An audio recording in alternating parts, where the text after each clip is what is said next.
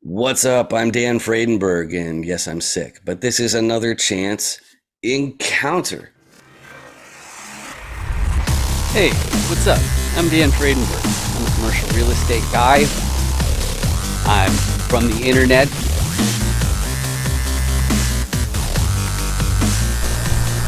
We're seeing more properties like this being built in front of a house that's going to be torn down soon. I understand that there are power lines that are getting kind of close. What's up again? This is Dan Fredenberg, and that there is a commercial real estate building.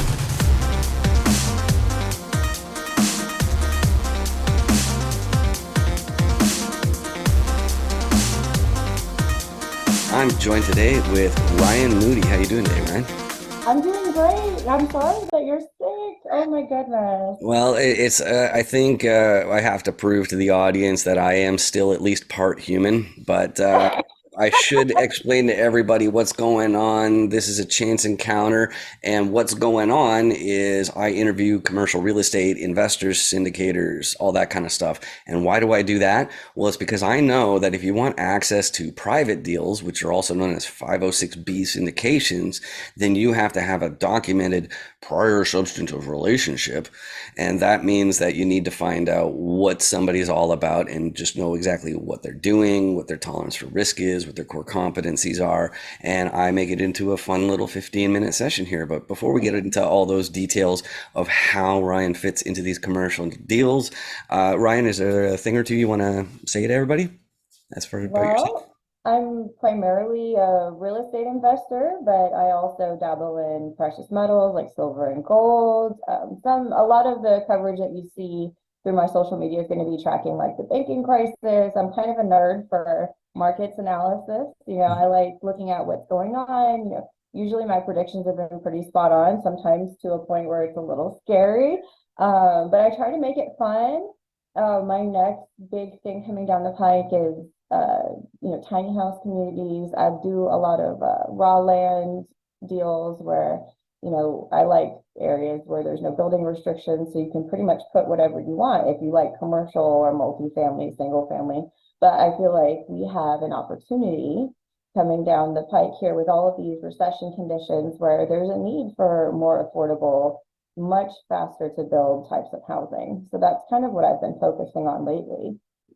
All right, I love it. And before I get into the five distinct motivations, I have to say, but wait, check your eight. And Ryan, I don't know if you can see through the camera and into the audience's device and see if they have that awful, it's hideous, that subscribe button down there. Because if they do, they really should, okay, it's just a stupid joke.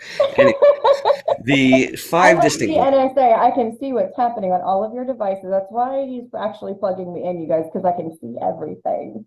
exactly. And we're Hit telling. the subscribe button, though. That's Good call. excited Good call. for you. Awesome. So, as far as the five distinct motivations go, I've spoken to all sorts of different investors and syndicators, operators, and whatnot, and everybody has their own unique why. But when I got down to it and categorizing the group, I found five of them are really distinct. And the main thing why this is important is because I need to know why is somebody going to go through with their next commercial real estate deal? Because it takes months and there's all sorts of things that can go wrong, like information that just changes absolutely everything. So I need to know that part about people. The first one I list off is preservation of purchasing power. What's that all about? Well, if somebody already has a portfolio of assets and the way that they make ends meet is from the proceeds of ownership, then the only reason they're going to be making another acquisition is if the inflation is wearing away at the purchasing power of their cash flow, or if they can buy at a steep discount, like when there's an asset crash. There's a lot of grumbles, and like right now is a pretty good time to be looking out for distressed properties. But while I am scooping up these properties, I am not in doing a purchasing power preservation play. What I am doing is trading time directly for wealth. What's that all about? I got a background in tech, and that means that I'm a high salary earner, high wage earner, all that kind of fun stuff. Specifically, it's in the CRM industry, and I've been doing that for real estate, building their online funnels for any live events, any courses, anything like that. And what hit me though is I was watching what my boss was up to, and I was thinking, well, if I'm paying all this money in tax, how can I pivot where I'm getting rewarded in the form of deployed capital? In other words, why don't I just skip directly to the investment stage instead of being rewarded in cash and then figuring out what to invest in? So that's why I am doing all this, but that's a little bit rare. A lot of people, they get into this, especially if they're young, they get into this because they want to take control of their schedule.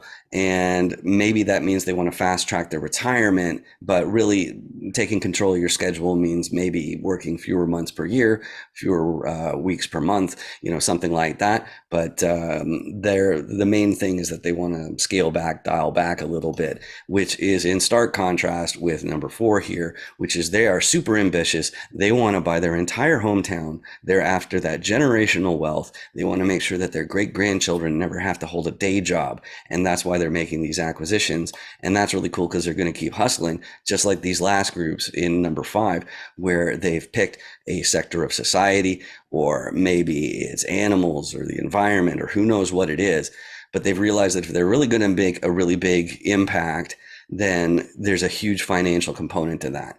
And if that's the case, like that's why they're going to be making these commercial acquisitions. So Ryan, out of those 5 different motivations, what combination of them would you say describes you best? Can I have you pause for just 1 second? Hmm. My light just got knocked over. Give me just 1 second. I'm so sorry. Sure. Let me just. All right, sweet. So of those 5 different motivations, what stood out to you? What combination do you think describes you best? I definitely like to help people. A lot of the background in my real estate is foreclosure defense. So I do look for distressed properties. I look for homeowners that are in need, or if we're getting into commercial, even, just building owners, landowners, anybody that's got an issue with their property, regardless of what type it is. They come to me. I look at all of the elements of what's happening. I really like to help property owners work out a situation where they're not getting a foreclosure. Maybe they owe back taxes. They need to do repairs around the property. I like to do that in combination with playing Monopoly. I do want to buy up when I get into an area. I like to buy the property right in the middle, and then I start working with that owner. Everybody starts to talk, and then all of a sudden the one across the street is for sale and they want to come talk to me. The one down the block, so I get into an area and I start making connections, and then I slowly start being able to work in a radius from where I started. And that's usually what I prefer to do. But I do want to build generational wealth. I think it's important for everybody to be thinking about that right now, because there's so much turmoil in the economic sector where there's a lot of uncertainty. I say uncertainty, like we know a recession is coming. We just don't know exactly what, the elements are going to be coming into play. People are having a lot of issues with layoffs. So it's important to be thinking not just about what's happening right in front of you, but being able to build a generational wealth, especially I worry about how much properties are going to cost them. My son is old enough to buy one, because we see what happens when our parents bought theirs. And, they say the baby boomer generation probably saw the most increase in their property values. And it's uncertain if we'll ever be able to see that again. So it's the earlier you can start, the better.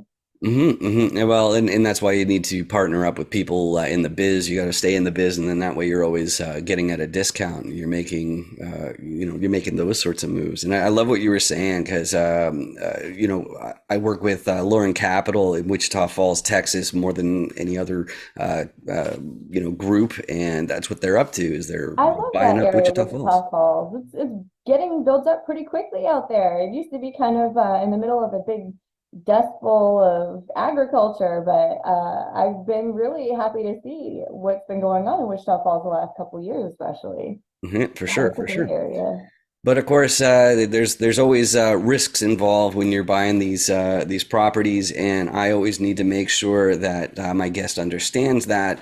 And so the way I do that, there's actually in a 506B a lot of securities attorneys. They give you this huge, super invasive questionnaire about your finances that you have to fill out to prove your documented prior substantive relationship. And the risk question, I thought it really didn't tell you enough information. And I think this is a better question. It's a fill in the blanks question. There are many popular investment asset classes, but I think blank is too risky. What's too risky for you, Ryan? Monkey NFTs. I Yeah. like blockchain. I like crypto. I like Bitcoin. Some NFTs are cool, but I feel like NFTs are kind of the new baseball cards almost. If you bought one of those monkey NFTs, you're probably not pretty happy right now. I mean, it's NFTs are it's I think a bubble. And as much as I love the tech and I love that we're in the infant stages of what some of these things can really be capable of, we're going to have some things that are kind of, I think the Hmm. monkey, Hmm. I like Board 8 Yacht Club, but I would never spend $500,000 on a monkey. Yeah. Yeah. I think that's an excellent point. And yeah, that always kills me. It's just another reminder. So I like anyway. the little sub graphic, the little your guy eating the sale. Oh my goodness, that kills me. Oh my goodness, I Yeah, can't yeah, do it's that. intense, right? And that's the segue into the part where I pull out the Dan Does Deals Core Competency Cube, and it's got the six different core rules in a commercial real estate deal. It's a little bit leaning towards multifamily specifically, but the main thing is if you want your own copy, you can go to dandoesdeals.com. It's totally free. I don't even ask for your email address, which is a really bad idea from a marketing perspective. You should absolutely ask for contact information before you give out your freebie. But the main thing is I want to make sure that you can effectively communicate on the subject of commercial real estate, but I also want to make sure that you understand how Ryan, my guest, fits into these deals. So it takes a couple minutes, but I go through all six sides in every episode just to make sure we do that. So let's talk about the first one, the repositioner, the acquisitions person. They're looking at a bunch of different properties and they're doing a bunch of paperwork. What is this paperwork, you may ask? Well, they got a fancy word for it. They got to underwrite the deal. And that means they're doing the math because they have to figure out, first of all, how much money is this property actually making? And they also have to figure out, is the broker slash seller even telling the truth about how much money they're actually making? You can only find that out when you do the math.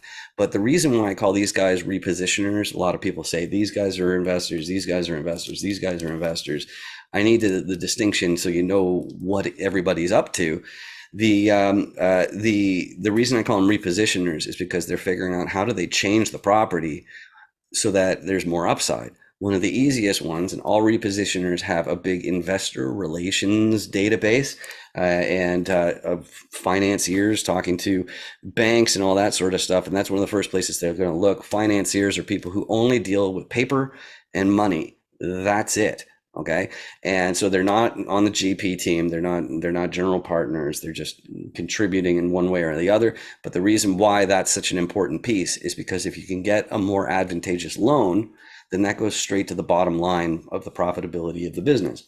So the next place the repositioner is going to look is operations. They're going to stop those Benjamins from going down the toilet.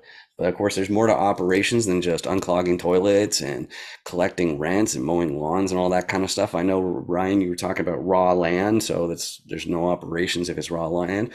But the main thing that I want to emphasize as well is my contribution to operations is the marketing and the automation from all the digital side. Using that experience, the marketing is very important. Even if you are looking at 100 units plus like myself, the reason why it's important is because if you have a vacancy rate problem, somebody with marketing chops is going to have to get involved. But probably that's not going to be enough upside for the repositioner. So they're going to need a contractor team. And the contractor team are to upgrade the units, to renovate. And the idea is that if it's a nicer, newer, finished unit, then the next resident will be happy to pay more in rent than the previous one. But you have to be super duper careful with contractors because you could spend all of your money upgrading and gold plating toilets and all sorts of ridiculousness that you're never going to get a return on investment on. So if you have the same problem that I do, which is I'm from the internet, I don't know if you knew that about me.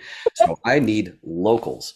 Okay. I need boots on the ground, people who can be there in an hour or two, because I'm not going to be there in an hour or two. I would still be stuck at an airport in an hour or two, even if it's absolutely essential that I'm physically present. So those locals are the other piece of that puzzle.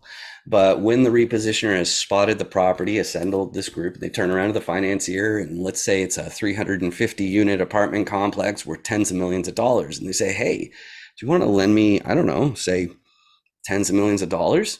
Well, the financier is going to need to know one other piece of the puzzle before they're going to say yes, which is who is the sponsor? And I like to discuss this one because coaches and gurus usually gloss over this one.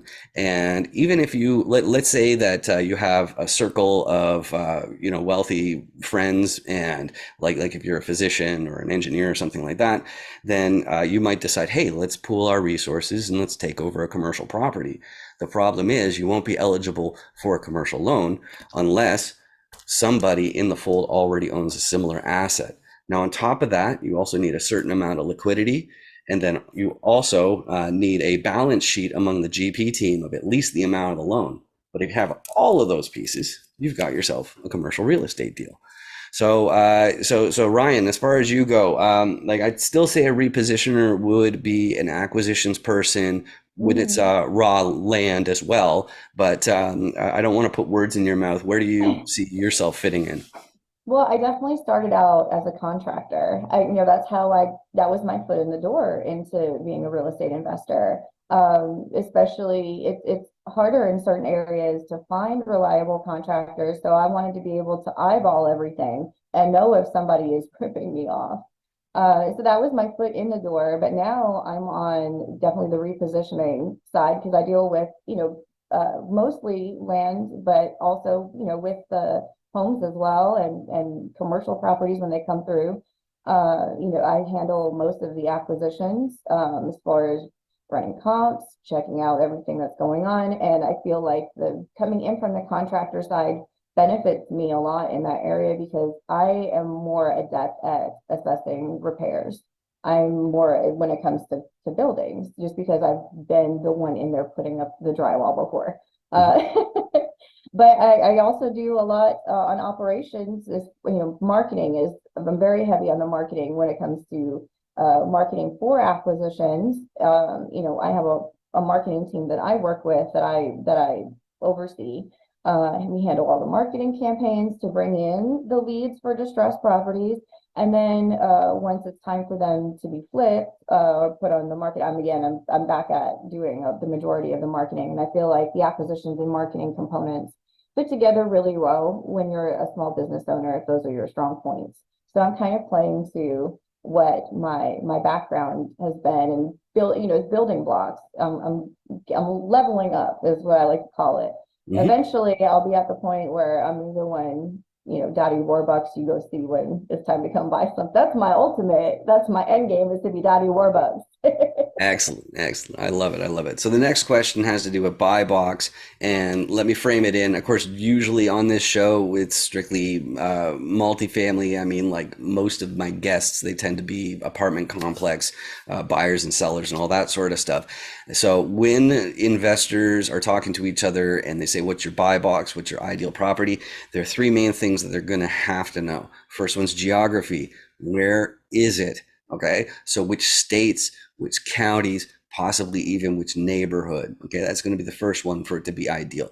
Second one's going to be size. Okay, if you're talking about raw land, then of course you're going to be talking about acres or hectares or something like that. But with apartment complexes, you're always going to go off a unit count. And the reason for that is because you're going to have a completely different type of group taking over 15 unit apartment complexes compared to the ones that are taking over 150 unit apartment complexes. Okay. So that size absolutely matters. And then the third one is condition. It doesn't really apply as much to the to raw land, but the problem I have with the third one, which is class, it's that they actually use the same word for two different things, and I like to separate them into two. The first one is called condition. So when we're talking about an apartment complex, for example, how old is the building? Is it beat up, or is it in reasonably good shape? Is it full of luxuries and amenities, or is it really no frills? Okay, that's condition. And then the second one is the area. The area has to do with what's the crime rate like where the property is located.